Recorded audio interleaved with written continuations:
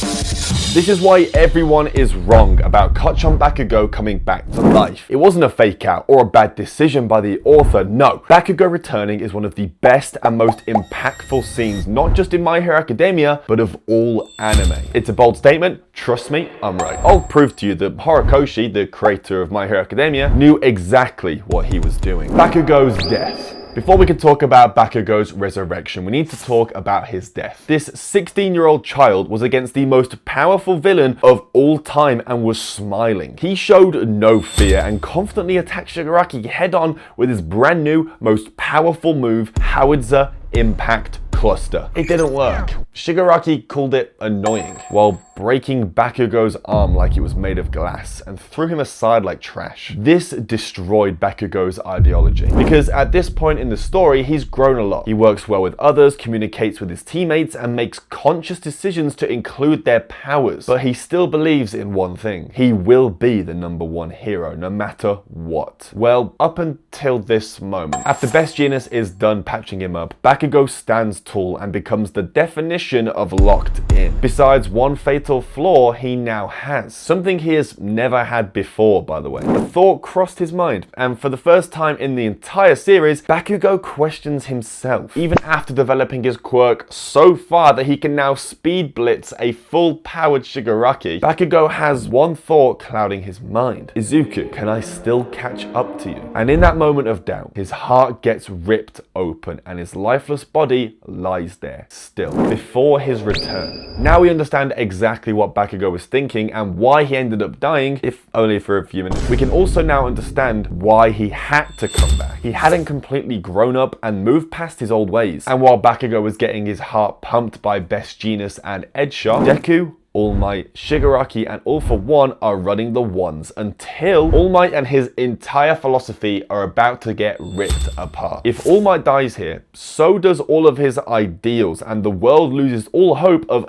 ever coming back from this war. Deku is too busy holding down Shigaraki, and no other hero is fast or strong enough to get to All Might in time. And now the whole world is watching the symbol of peace slowly getting ripped apart. Bakugo's return.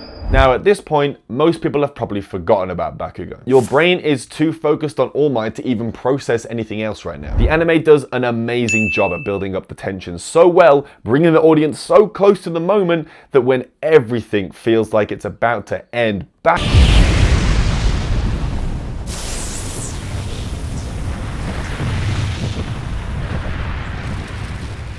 he comes back. Not because he wants to be #1, not because he thinks he's the strongest. He comes back because he is a hero and there's someone that needs saving. Someone that once saved him at the cost of their power. Bakugo has been carrying that guilt since season 3, and all it takes is one look at Deku before Bakugo knows exactly what to do. This isn't a choice for Bakugo. He doesn't think about saving All Might. He doesn't question working with Deku or needing his help. He doesn't shout at anyone about being #1 or the strongest, and most importantly, his body moved on its own. If you thought that he was locked in when fighting Shigaraki, this is on another level. And because of this growth and new characterization, Bakugo was able to save the idol he looked up to all his life. The idol that risked everything to save him and gave up the last of his strength to do it. In that moment, he grabs All Might and shouts, "Let's win this!"